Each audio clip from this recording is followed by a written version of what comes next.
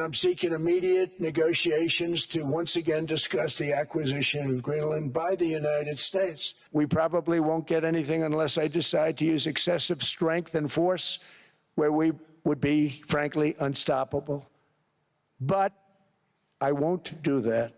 They should be grateful to us. Canada lives because of the United States. Remember that.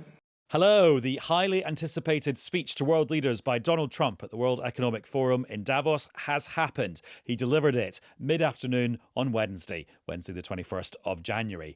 The big takeaway from it is that he said he would not use military force to, in his words, acquire Greenland. So it feels like lots of world leaders have sort of given a bit of a sigh of relief about that, although there's a question about whether he was ever going to use military force.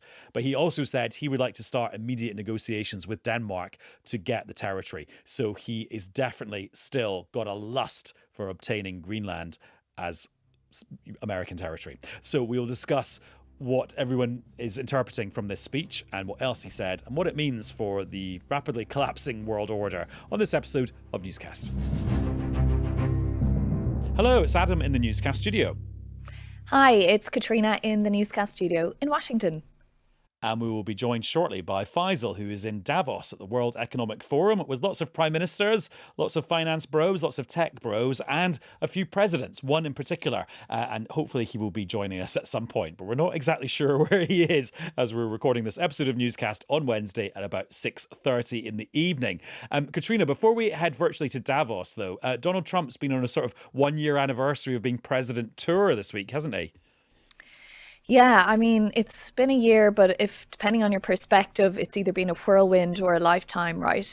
So yesterday he was at the White House. He joined the press briefing, spoke for an hour and a half or thereabouts, a big, long, sort of rambling Donald Trump classic hit speech at the start.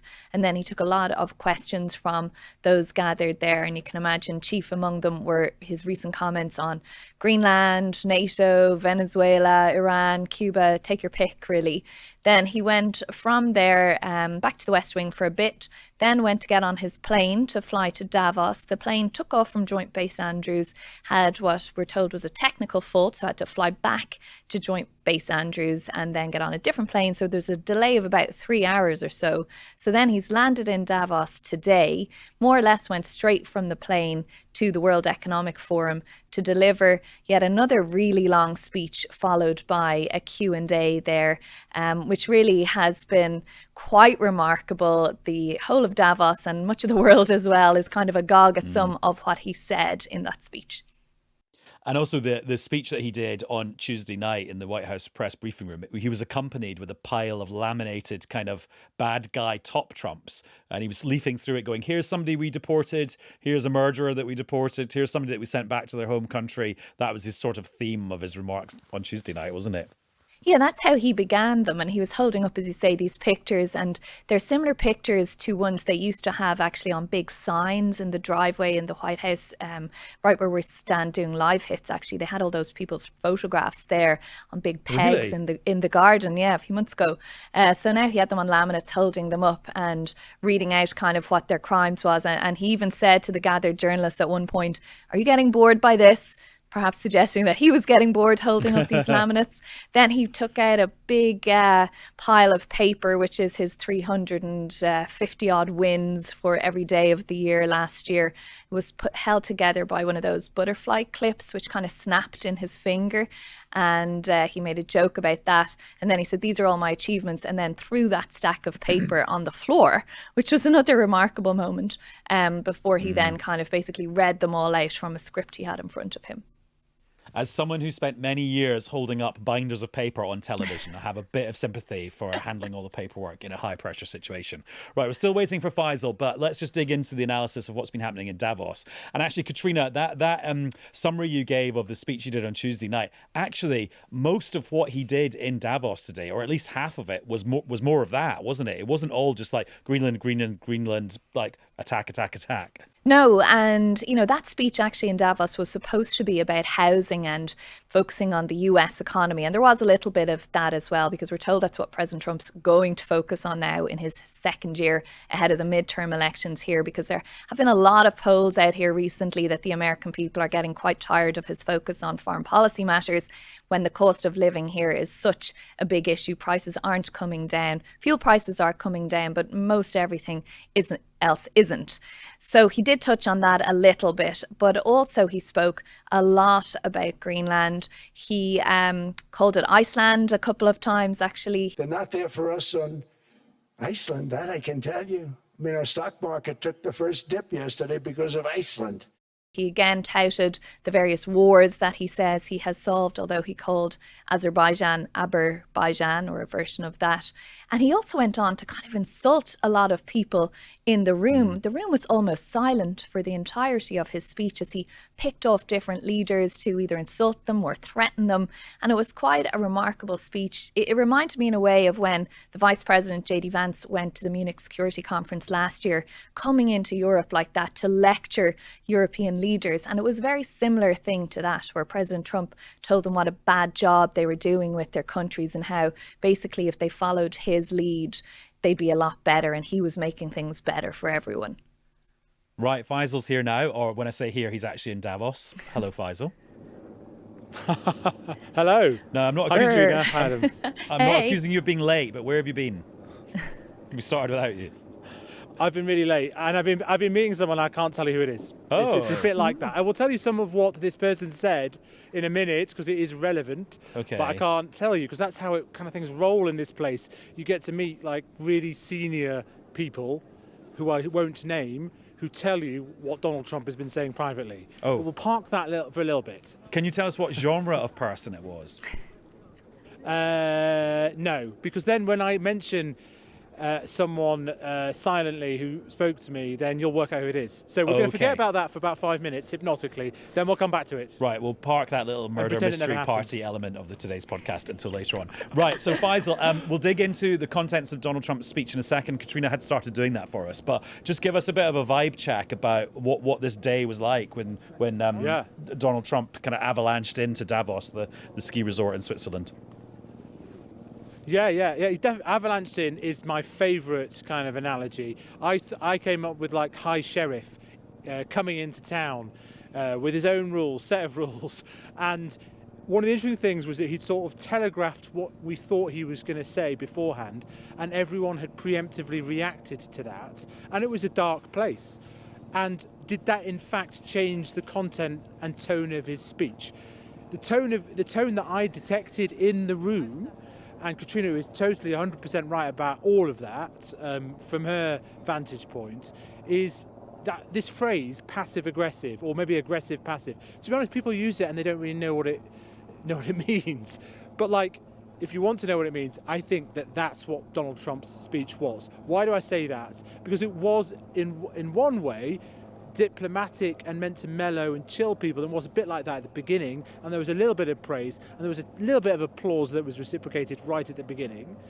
But then it sort of meandered and ranged. It got a little bit menacing, and then he rode back, and then it got a little bit more menacing. So it depends on your view. And you just take the Greenland issue. He starts off saying, "Oh, we are Americans. We love you. We saved it so long ago. We gave it back to you." And you think he's about to say, "And you can just have it." But then it was like, "No, and we're never going to invade." And then he says, "But we definitely still want it, and basically it's ours." Now take your pick. The sort of consensus here is that he has rode back. I just saw Governor Gavin Newsom. I spoke to him. He says it's Governor of Taco California. Tuesday, although it's Wednesday. He has chickened out again. Others had a different perspective on it, that, well, actually, it's still hanging there, isn't it? He still wants it. That is still very, very weird and strange. So, it couldn't be interpreted in different ways. Some relief, but like, what I'm going to give you a quote from my mystery Source. G7 leader, who knows what he's going to say tomorrow. That's what was said. And amid the jokes, and this is the other thing, is you get the sort of jokes and humour, and then suddenly everyone gets really serious and think this is absolutely insane and deeply serious, or is it a joke? It is absolutely baffling, bewildering, head spinning, and almost everybody walking around has that sort of vibe, because you don't know whether you're up or down, sideways.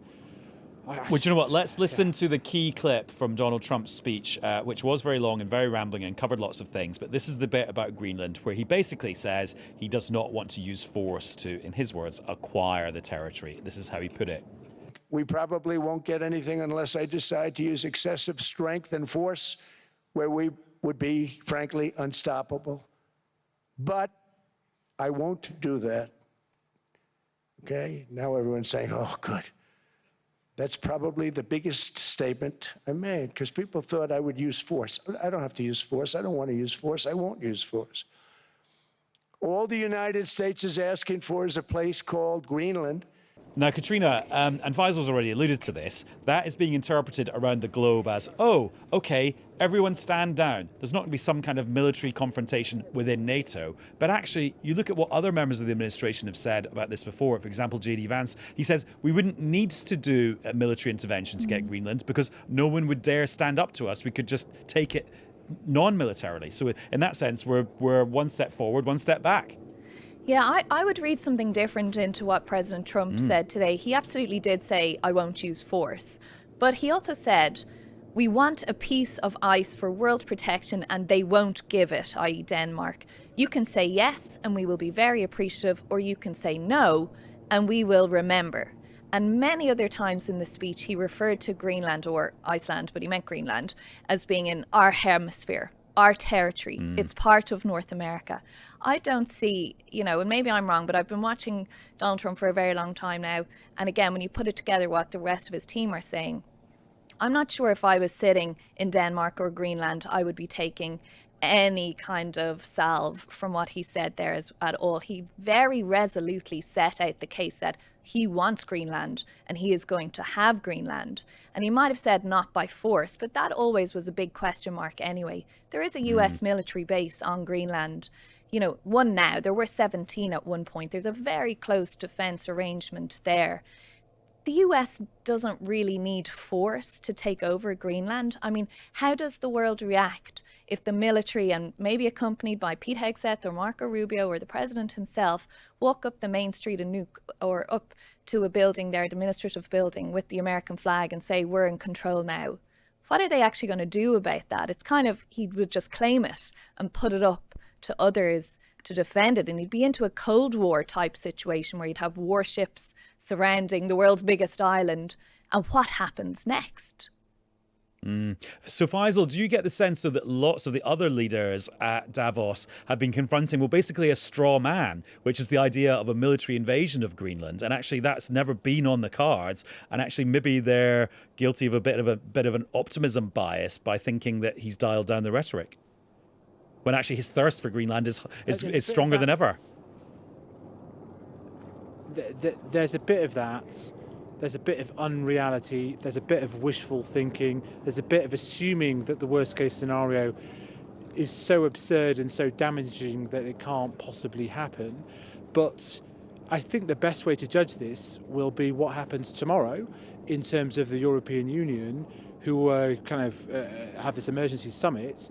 And I think why that's interesting is that they've readied, or they may ready, this kind of bazooka type counter-tariff instrument. I don't quite understand fully how it works, but apparently it's very, very, very serious, and it's meant to send a message. And I think the wider point, which is really very interesting, was that did Donald Trump respond in this mellowing, not mellowing? Caitriona, I think, may be right here, so forgive me if I hedge my bets. Did he respond to the speeches we heard the day before?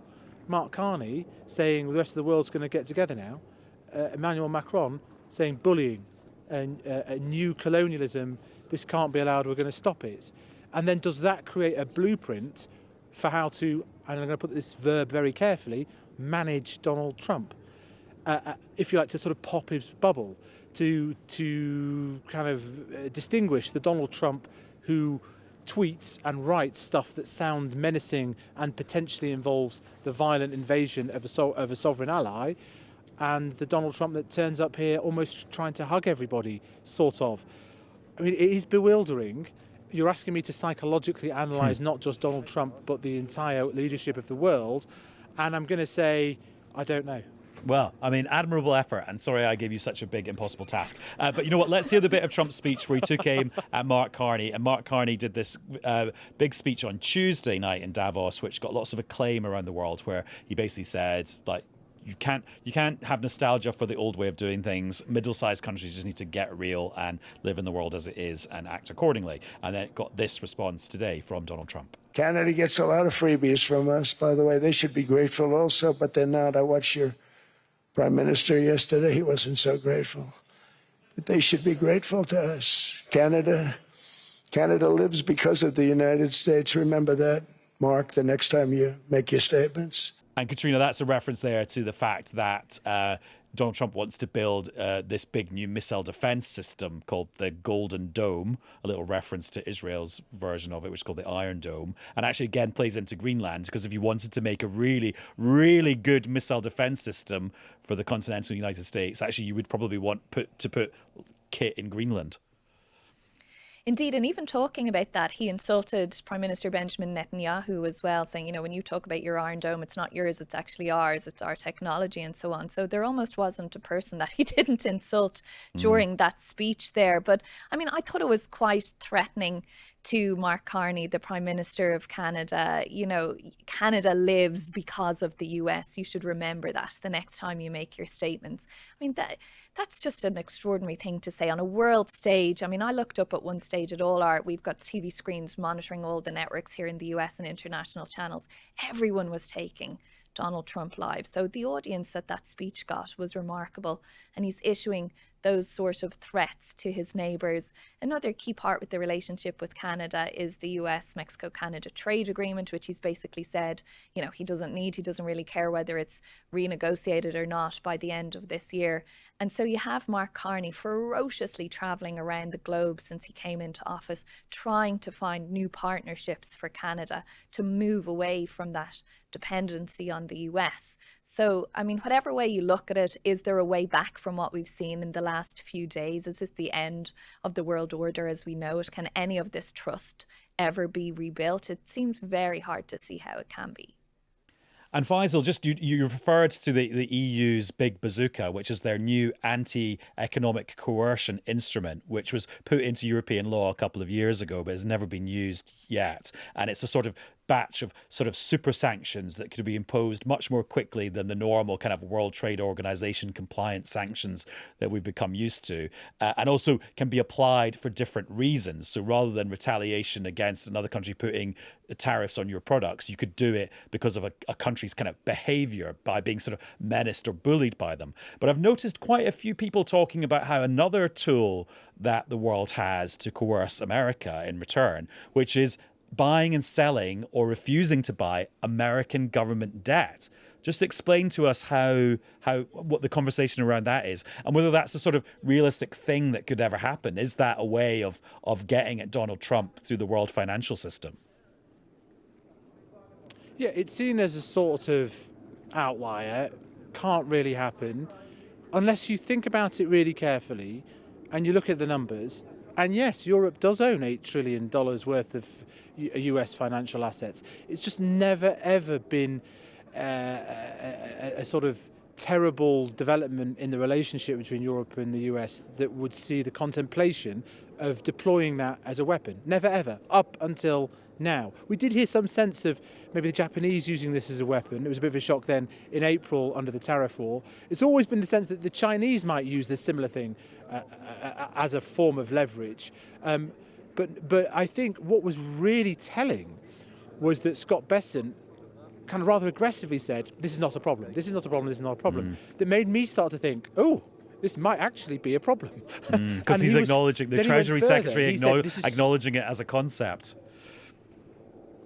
Yes, well, and not just that, he kept on saying it so much that I now think, what do they call this, a Streisand effect? They now think that, I'm now thinking it may well be a problem. He went this far, actually. He went so far as to phone up the a chief executive of Deutsche Bank whose researcher had decided this might be an issue, like completely normal thing to do, and was brandishing some sort of note or letter from him saying, no, this is wrong, this is wrong, this is wrong. We now think, okay, there's something to this. But listen, on the European Union and the response, there's I think I'll give you a tiny bit of scoop from sources that I can't name, that I haven't referred to previously, on the European Union and what's happening here in Davos tomorrow with Donald Trump, because he's setting up his board of peace. And it's a bit odd, right? But what I found out, and you may have just deduced this, is that he started trying to appoint various characters to it. It's meant to be about Gaza, it's meant to be about saving lives. But from what I've heard, Europe is boycotting it. Now, we haven't heard that they're going to join, but I haven't heard that there's been an active boycott of it. There's one country that is not holding the line. I think that's Orban in Hungary, but they've basically said no. And the reason I hear from good sources is that they will not join a private club for global security. That is very, very, very interesting to hear that is the response. So if you like, the transatlantic rancor does not end with Greenland. We also have this issue, and that's happening tomorrow. Donald Trump wants to start this board of peace. Some people think that it's a competitor to the United Nations. The Europeans are not happy with this, and you heard it first on Newscast. Well, Caitriona, we're setting up a potentially quite odd event then with this Board of Peace being unveiled, where maybe the only members of it who are fully signed up are the presidents of Russia and Belarus. Indeed, and we've also heard now, haven't we, that Prime Minister Netanyahu has been invited to join it. In fact, the White House said they sent out 50 invitations, and they're expecting about 30 people to sign up to it tomorrow. So we'll wait and see how many of those signatures are actually inked on that document. But while that's happening and the big EU meeting is happening, you also have, of course, Steve Witkoff and Jared Kushner in Moscow meeting President Putin. And you have President Zelensky now ferociously making his way from Ukraine to Davos to meet President Trump tomorrow as well. So tomorrow is one of those days where you kind of need to be able to multiple locate yourself to be keeping a track of all these meetings that potentially are so consequential for the world we live in. Yes, very well put. Faisal, just before we all go, I'm going to play a little excerpt of your appearance on the 6 o'clock news on BBC One at tea time, where you were doing some excellent analysis and then you were interrupted very rudely by an incredibly loud motorcade. And it sounded like this. I think you can hear the sirens. That's the president, I think, leaving. But should that be taken seriously? Was the real news today that there will be no invasion, as he said, or was the news, in fact, that he wants to acquire Greenland? Time will tell. We'll leave it there. Faisal Islam in Davos. 12 out of 10 for handling a situation live on air. Well done. But I think, Faisal, what that, for me, sums up is just the insanity or the craziness or the intensity of this meeting in Davos, which feels a bit like being in a sort of like washing machine of news. Washing machine, tumble dryer, jet engine. Honestly, I need to sleep, and there's some snow there and I might go and fall into it. But that's what we do. That's what we have to do. We have to try and explain. Some of the stuff is inexplicable, to be honest. But as I said, it sounds a bit cheesy, but it did feel like being a witness to history. And so that's why we do it. That's why occasionally we even have to shout above wailing sirens. Have you seen Katy Perry? No, oh no, that's a reference that I don't quite understand, is it? No, it's not a reference, it's just that she's there. Yes, she's but there with her new beau, Justin Trudeau. Hang on, no, well, I'll tell you who, so I thought that was some clever Adam reference. No. But I'll tell you who we did see.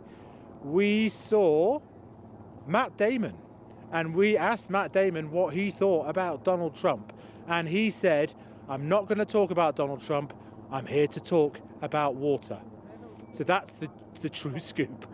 I would have said, is Donald Trump here hunting for goodwill?